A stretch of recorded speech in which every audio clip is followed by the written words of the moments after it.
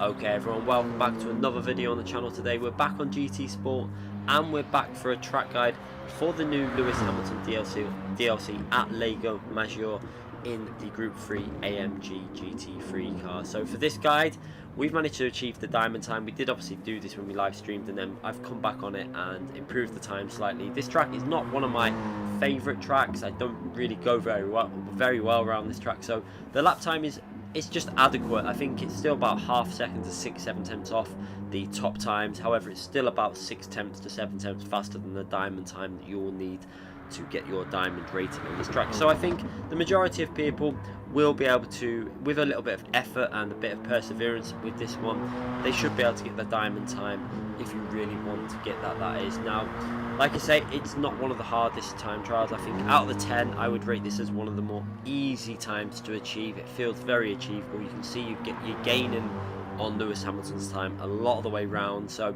I think, like I say, as long as you hook some of these corners up, you should be able to at least get the gold. But diamond is definitely a possibility for the majority of people. But I'm going to go through the track guide, giving you as many pointers, as many areas where you can gain some time. Try and point out to you where mistakes are easy to make in terms of the car understeering, because like I say, this Mercedes is running a separate BOP. It does not run the BOP that we race in FIA. It is running BOP off, so the car is much heavier, I believe, and also a lot more powerful, so the car will tend to understeer through some of the fast corners. And at a track like this, you do need to bear that in mind. Just be cautious on your throttle inputs. It even catches me out. I think it catches me out on a few occasions, even on this lap. I did have a lot more potential. I didn't spend too long on this one. I must admit, it must have been about, I think it was the 5th or 6th lap I didn't really want to spend too long on this one because it's not one of my favourite combinations. But we're going to go into this and give you as much advice as possible.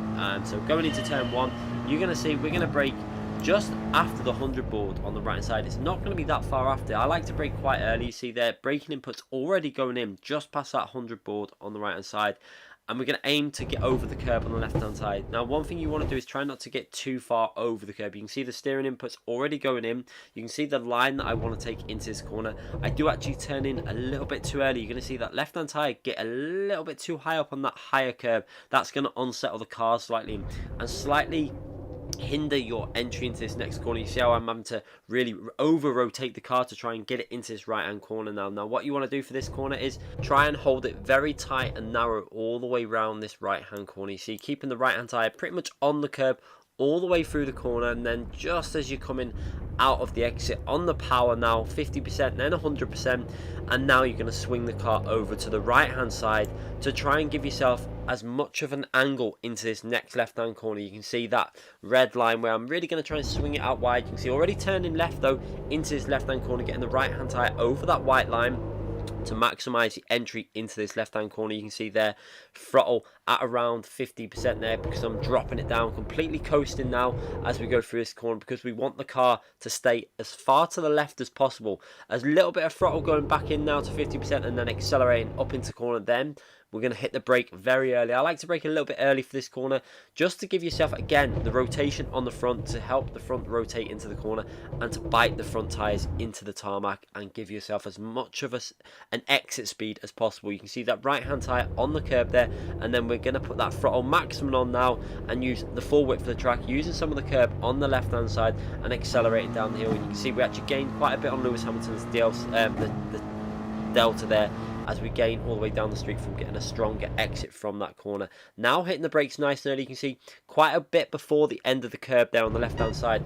I like to brake early, and we could have probably braked a little bit early, but what I did here was I actually took too tight a line into the corner. You can see because I braked a little bit early, I didn't really carry the speed into the corner, which has made me run a little bit narrow and tight into that corner, and that's caused us to run very wide out of the exit. However, we made that work and carried reasonable speed at the top of the hill, and then into the next braking point. You can see there on the brakes again nice and early before that bit of grey tarmac on the right hand side, enabling us then to get the car nice and early into this apex to carry as much speed. Now this section is all about carrying the speed through these corners. You see, hitting the left hand tyre onto that curb and then trying to straight line these corners as much as possible. You want to get your right hand tyre over that curb. You'll see using as much of the track as possible right onto the that little bit of grass almost, keeping your left hand tyre on the track. And then very similar for this corner, your left hand tyre is going to be on the curb and your right hand tyre is going to be basically straddling that white line, keeping the right hand tyres just about within the track limits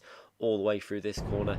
And then running out very wide, you have to be cautious on the throttle there before you go into that corner, because if you don't lift off the throttle a little bit, you do have a tendency to run very far wide with the understeer of this car. And again, through here, attacking these corners in a straight line as possible, getting the right hand tyre onto that white bit of curb on the right hand side, and then accelerating all the way now down this hill and into this very tricky right hand corner. Now this is, again, is a corner that you gain a lot of time on if you get the exit speed right. We're going to brake just short of the 50 board there. You can see quite a bit short of it.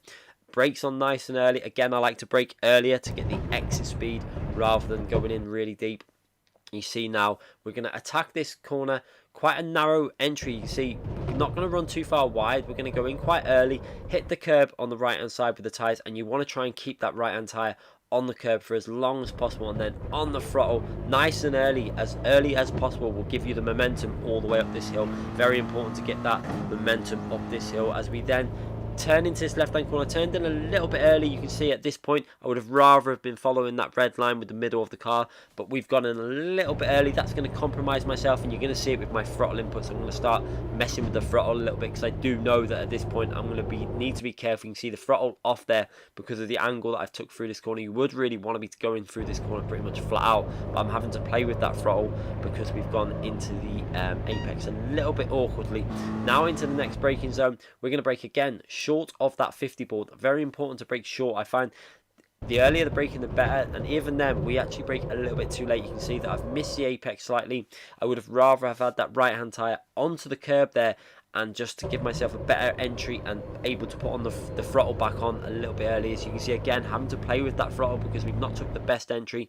However, now into this right hand corner, we're going to brake just as the curb ends there. You can see, and just not much braking input, just about 30% input, and just getting that tyre nicely onto that curb there. Very important just to skim that right hand tyre onto the curb on the right hand side, and then on the throttle, maximum power all the way through here, using the left hand curb, keeping that left hand tyre on the curb, and then working your way into the final corner. A very important corner if you really want to nail your lap.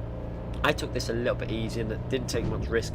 Could have turned in a lot early. You can see braking quite a bit short of that 50 board on the right hand side. That's your only real braking reference for this corner.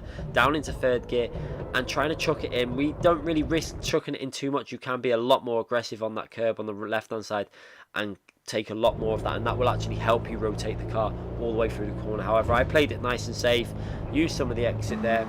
Now we just power our way to the finishing line and go over for a 1 minute 54.8. Like I say, not a particularly amazing lap, but it's a lap that's solid enough to get the diamond by a fairly easy margin. So we'll have a little watch of the lap again from the chase camera. The first half of the lap was probably a little bit better than the final section, but like I say, it's not the hardest to get the diamond time. So hopefully some tips and tricks and a little bit of advice, you should be able to get that diamond time. You see, keeping it very narrow to that curb there, very important to do that to enable you to keep the car from understeering wide. As we then go into this section again, you can see it coasting to keep the rotation of the car, a little bit of braking input on the throttle nice and early, and carrying the speed all the way down this section. Did that section reasonably well actually. That was quite a solid sector time through there, and then onto the brakes nice and early. Again, you can see I could have came from a wider angle, hit the curb there, and then got forced out quite wide. However, we carried the speed all the way up the hill and then into this very fast flowing section where you've just got to be very cautious with the understeer that will develop towards the end of this section. You see, taking the curb on the right hand side, and then again taking a lot of the curb, and just being cautious at that point there that you don't run wide, and then again aggressive over the curb, keeping the car as in a straight line as possible.